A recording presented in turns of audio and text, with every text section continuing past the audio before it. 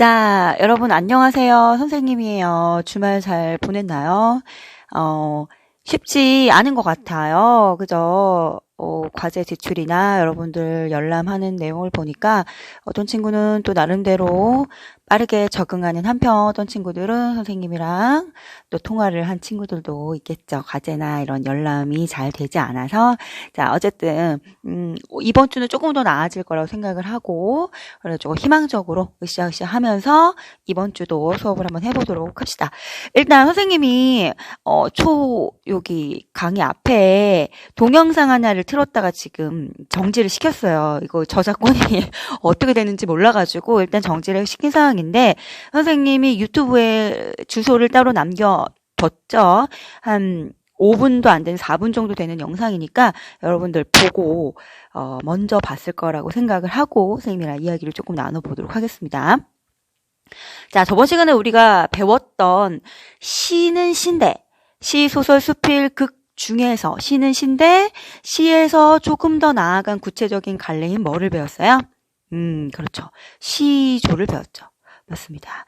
그래서 여기 보시면 선생님이 이게 옛날에는 노래였어, 유행가였어 라고 설명을 한 적이 있어요. 그래서 실제로 여기 보니까 조선의 문인 임제라고 하는 이제 선비겠죠. 양반 계층의 선비, 그리고 기녀, 기생. 지금으로 말하면은 이제 연예인, 조금 좀 유명한 연예인과 이제 술집 여자의 중간 정도 되는 한우라고 하는 이제 기생에게 마음을 전한 시조 이렇게 되어 있네. 마음 하니까 맞아. 내가 가지고 있는 마음을 어떻게 표현하면 시조가 돼요? 아름답게 정해진 형식에 따라서 심미적인 체험을 이제 아름답게 형상하면 시조가 되는데 어쨌든 이 선비님이 사랑하는 기녀 한우한테 마음을 전한 시조가 바로 북천이 말다커늘이었고요. 그리고 보시면 한우는 이거에 대한 화답하는 시조, 반갑게 답하는 시조로 어러 자리를 그렇게 썼고 지금 여러분이 본 영상은 그런 우리 조상들의 조상들의 러브스토리가 담긴 사연이 담긴 그 시조를 현대적으로 이제 편곡해서 이제 노래로 불렀던 공연 영상을 우리가 살펴봤습니다. 지금 과거에 비해서 현재가 엄청나게 많은 발전을 했죠. 우리 인류는. 하지만 이런 걸 보면 참 그리고 어떤 사랑이나 마음을 좀 수준 높게 표현하는 것에 있어서는 과거의 어떤 낭만을 쫓아가지 못하는 게 아닌가. 요즘에 굉장히 레트로, 복고 열풍이 불고 있잖아요. 그런 것 때문에 오히려 정서적으로 아주 최첨단 시대를 살고 있는 우리지만 이런 과거의 것들을 돌아보고 과거의 방식을 또 지금에 다시 재현하는 것이 아닌가 그런 생각이 듭니다. 자, 어쨌든 그렇구나. 이렇게 자신이 느끼는 아름다움 또는 슬프거나 기쁘거나 하는 감정들을 시조라고 하는 정해진 형식에 담아서 이렇게 우리 조상들이 왔다 갔다 했다는 것을 여러분 이 시조창을 통해서 느꼈을 거라고 생각합니다. 그러면 말이 나온 김에 저번 시간 시조 내용 좀 복습하고 가겠습니다. 자, 그러면 이제 우리 아름다운 시조를 2편 이제 들어보았고요. 혹시나 조금 더 자세하게 내용을 좀 이해하고 싶다 하는 친구들은 짐작이 가겠지만 약간 15금, 18금, 19금 정도 되는 내용이 좀 바탕에 좀 깔려 있거든요. 그래서 굳이 조금 더 자세한 풀이를 원한다 하시면 선생님의 개인적인 댓글 또는 메시지 해주기 바라고요. 다만 그러한 18금, 19금일 수도 있는 내용을 저급하게 표현한 게 아니고 심미적 체험으로 승화시켰다. 심미적인 체험을 양식인 문학으로 형상화했다. 이렇게 생각하시면 될 것 같습니다. 자, 그러면 이제 저번 시간에 배웠던 시조를 복습해 볼 텐데 여러분들이 숙제를 많이 제출을 해줬어요. 그 중에서 몇 가지 선생님이 좀 가지고 와봤습니다. 함께 보면서 이야기를 좀 나눠보죠.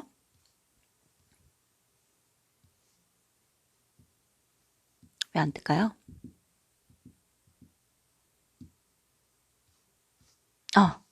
자, 일단 선생님이 시조 예시 작품 3개, 김인로의 시하고 정철의 시하고 이순신의 시를 읽고 느낀 점 한 줄씩만 써달라고 했더니 정말 이런 건 배우시면 되겠습니다.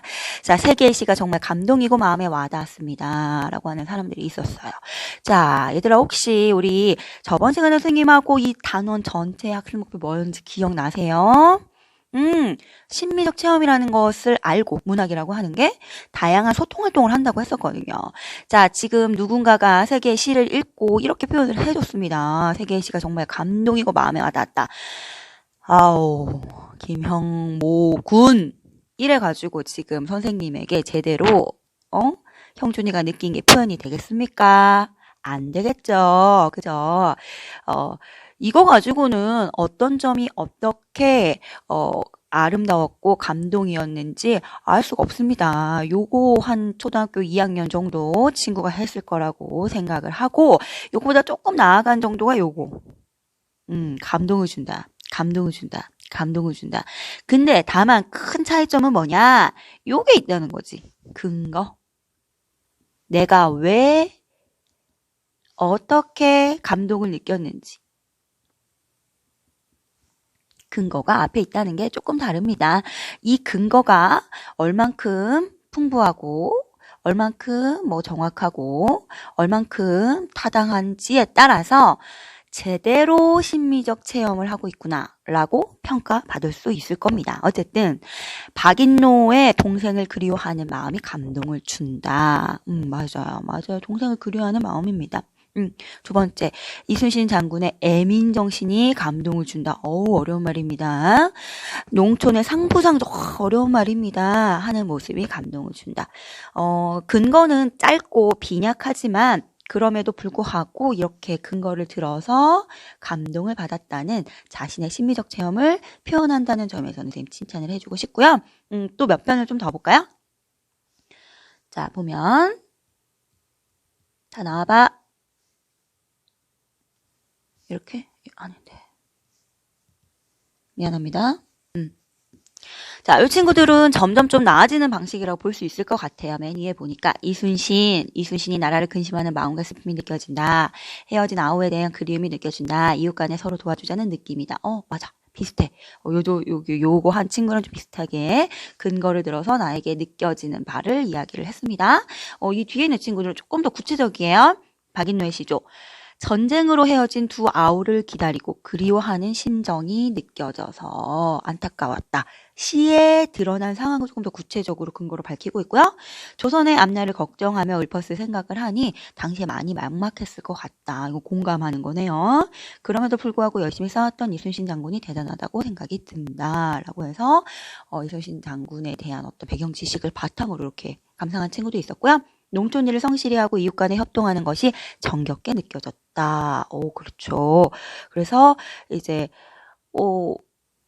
내가 어떤 점에서 감동과 어떤 마음, 어떤 감동을 느꼈는지에 대해서 구체적인 근거와 함께 제시를 해줬습니다. 마지막 과제란 친구도 마찬가지. 굉장히 짧지만 인상 깊다. 외로운 느낌이 든다. 그리고 얼마나 지치고 힘이 들까? 나는 헤아리지도 못하겠다. 어떤 상황이고 무슨 말인지 이해가 잘 안 되었다. 요것도 심리적 체험에 대한 표현입니다. 이거 어려운데? 모르겠는데? 또는 이게 도대체 무슨 말이야? 단어 뜻을 모르겠어? 이런 부정적인 반응들도 역시나 소통의 한 모습, 표현의 한 모습이라는 거 말씀드립니다. 어쨌든 뭔가 좋은 의미, 조금 교훈적인 의미를 전달하려고 하는 것 같아 라고 이렇게 올려주었습니다. 모두 잘하셨어요. 그래서 이런 식으로 연습을 조금 더 계속 하시다 보면 시에 대한 심미적 체험이 반영되어 있는 시를 읽으면서 여러분들이 구체적인 타당한 또는 풍부한 근거를 들어서 여러분이 느낀 심미적인 어떤 체험을 역시 제대로 표현하고 또 다른 사람들의 그런 표현을 제대로 이해할 수 있을 거라고 선생님 믿습니다. 자, 그러면 조금 더 가보도록 할게요.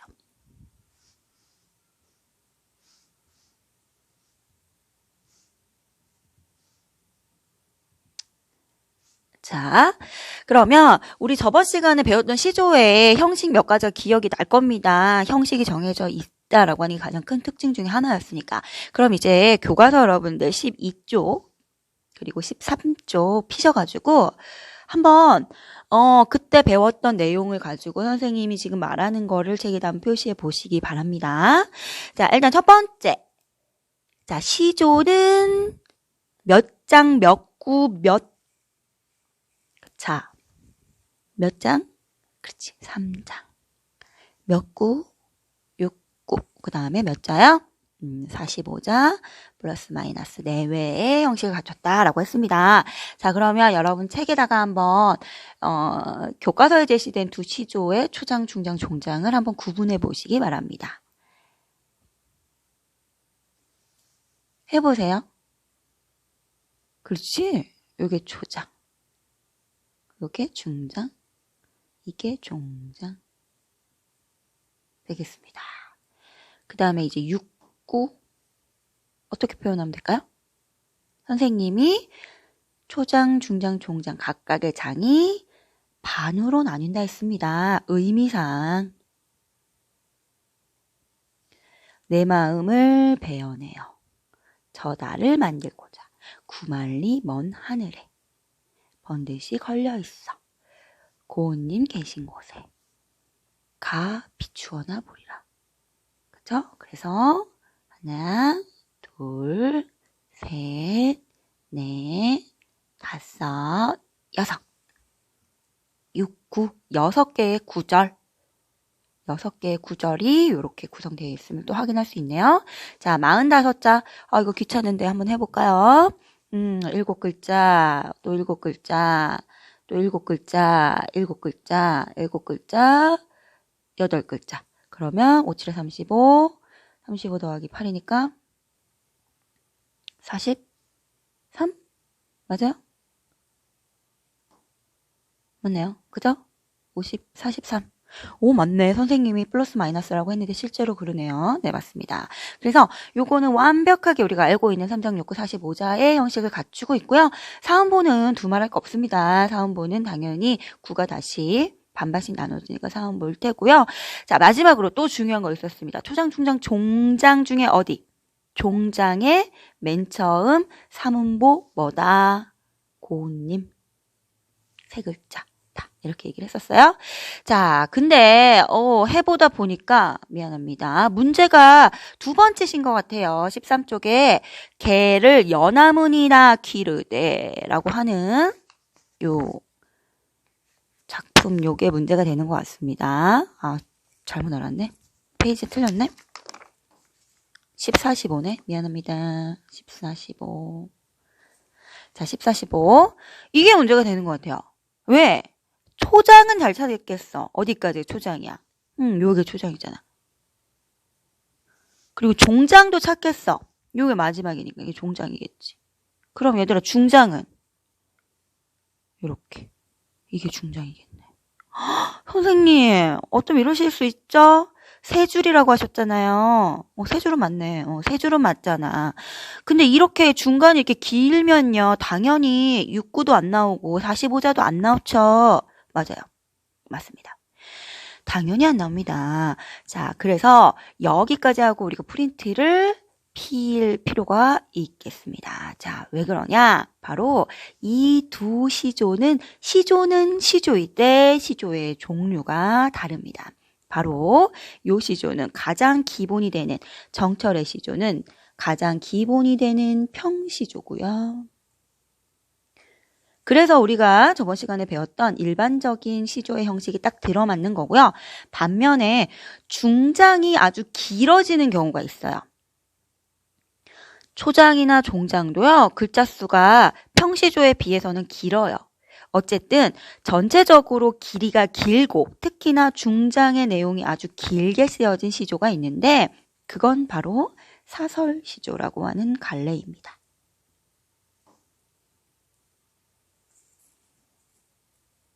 자, 프린트로 돌아가 볼게요, 우리. 미안. 프린트로 돌아가 볼게요. 왜 안 되는 거야? PPT가 왜 안 넘어가는 거야, 도대체? 됐습니다.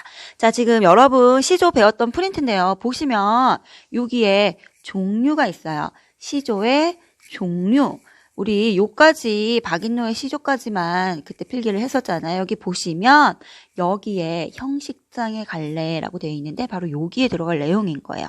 정철의 내 마음 베어내어는 기본적인 3장 6구 45자라든지 이런 형식들을 모두 다 충족하는 가장 기본적인 가장 기본이 되는 평범한 시조인 평시조다. 이렇게 생각하면 되겠고요. 지금 두 번째 시조 누가 썼는지 모르는 자미상시에 개를 연화문이나 기르되 요거는 긴 시조라고 해서 사설시조라고 이렇게 얘기를 합니다. 요 가운데 비어 있는데 요거는 뭐냐면 연시조예요. 연시조는 선생님이 다음 시간에 역시 예를 하나 더 좀 들어드리도록 할게요. 자, 근데 연시조 하니까 이거 들어봤던 것 같은데 연이 뭐예요? 언제 들어봤어요? 그래, 민준아 언제 들어봤어요? 그치. 우리 시를 배울 때 시는 연도 있고 행도 있었잖아요. 행은 한 줄 한 줄이 행이고 연은 그 한 줄 한 줄이 모인 뭔가의 덩어리. 그게 연이잖아요. 그래서 시는 연마다 이렇게 몇 덩어리로 구분이 되잖아요. 연시조는 마찬가지예요. 평시조가 몇 개가 나란히 있어서 마치 우리가 현대시에서 보는 연이 구분된 시처럼 느껴지는 거, 그것을 연시조라고 하는데요. 다음 시간에 선생님이 예를 가지고 다시 한번 설명드리도록 하겠습니다. 어쨌든 형식장의 갈래 정리하면 첫 번째 평시조, 두 번째 연시조, 세 번째 사설시조다. 이렇게 보시면 되겠습니다. 자, 갈래를 이왕 했으니까요. 종류를 이왕 했으니까요. 시대상의 갈래 하고 가겠습니다. 자, 여러분 기억나세요? 시조는 언제 만들어졌다? 기억 안 나면 눈으로 읽으면 되잖아. 요 위에 있잖아. 언제? 고려시대 때. 고려 말에 만들어졌다.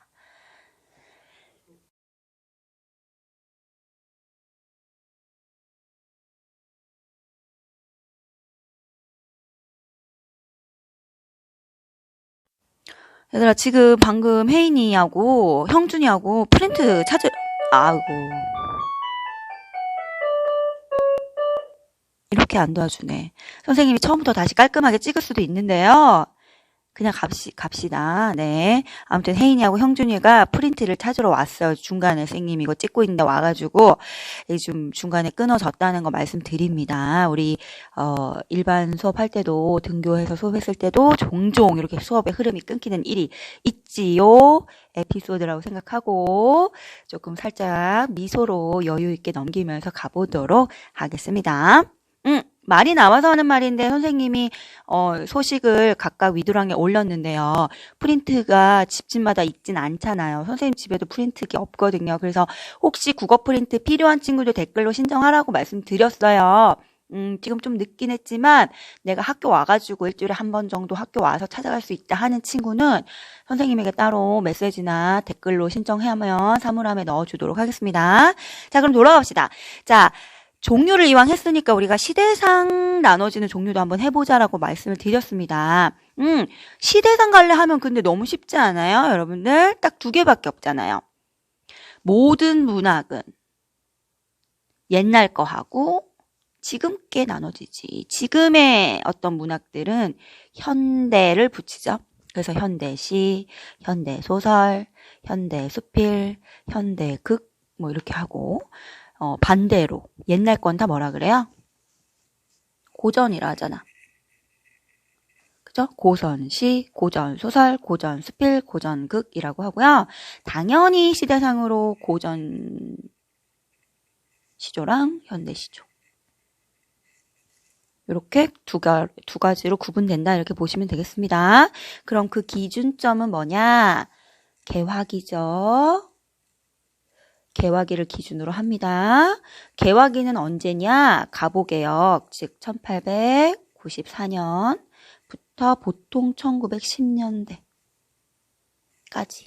그래서 요 시기를 기준으로 해서 이 시기 이후에 창작된 것들은 현대문학이라고 해서 현대시, 현대소설, 현대수필, 현대극, 현대시조.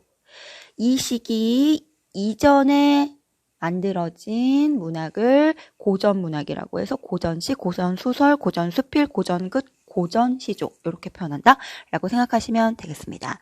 그래서 여러분 선생님이 지금 이 프린트에서 박인록, 이순신, 또 김인로 이랬잖아요. 이 사람들 모두 다 조선시대 그리고 고려시대에 이제 다 학자들 또는 뭐 무신들 그렇습니다. 그러면 당연히 요 프린트 안에 있는 세 개의 시조들은 모두 다 무슨 시조? 현대 시조, 고전 시조가 되는 거겠고요. 자, 마찬가지로 우리 교과서에 있는 시조들도 모두 다 조선시대 배경으로 합니다. 그래서 고전 시조라고 볼 수 있겠습니다.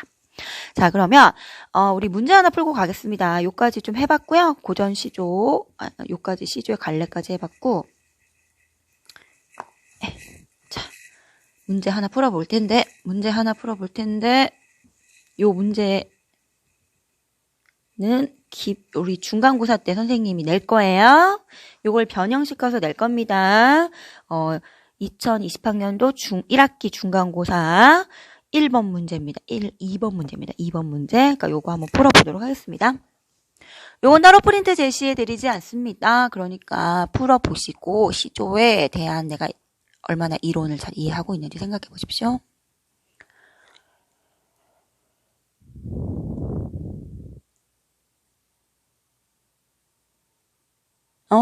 지금 풀으라는 거야. 그래서 쌤 아무 말 안 하고 있는 거야, 일부러. 그렇지, 석현아. 지금 풀어봐.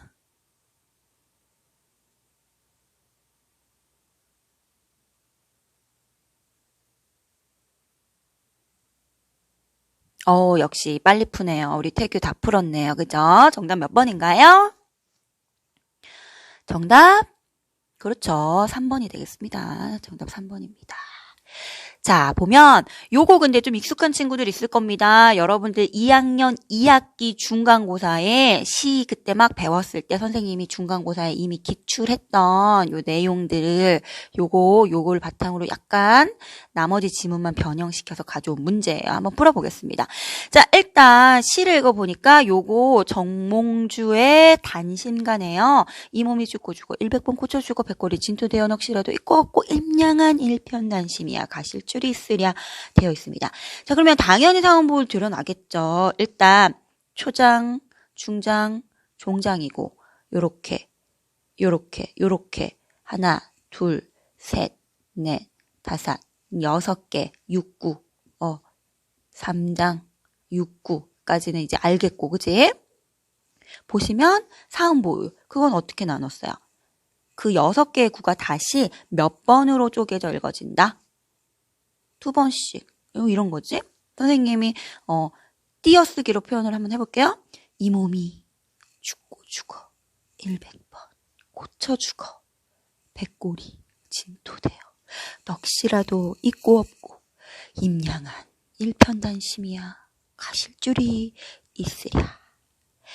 한 줄을 몇 번에 끌어 읽었다. 한 번, 두 번, 세 번, 네 번. 그래서 몇 음보율, 사음보율이다. 이렇게 보시면 되겠죠. 그래서 이거는 맞네. 자, 그 다음에 2번. 형식이 일정하게 정해져 있다. 그렇죠? 그래서 정해져 있다. 형식이 정해져 있다. 우리 정형시로 배웠었잖아요. 그러니까 이것도 맞는 설명. 자, 4번 볼게요. 한 행마다 규칙적인 끈헐기가 드러난다. 이거 똑같은 말이잖아. 1번, 4번 똑같은 말이잖아. 한 행마다 규칙적인 끈헐기가 드러난다. 그걸 뭐라고 해요? 우리가 음보율이라고 합니다. 음보율 또는 음보. 여기서 율자는 운율할 때 율자. 일정하게 끈헐기가 되기 때문에 이 시를 읽을 때 운율이 느껴진다 이 뜻이에요. 그래서 당연히 이거 1번, 4번 똑같은 답이나 마찬가지. 자, 그 다음에 5번. 종장의 첫 음보에 글자 수가 정해져 있다. 이것도 마찬가지. 초장, 중장, 종장 처음에 글자 수 몇 글자로 정해져 있죠? 3글자. 그래서 3음절로 우리가 정해져 있습니다. 그죠? 자, 그러면 정답이 3번인데 왜 정답이 3번인지 살펴보겠습니다. 고려시대에 유행하고 사라진 갈래이다. No. 사라지지 않았어요. 방금 배웠습니다. 사라지지 않고 지금도 2020년에도 진행 중이에요.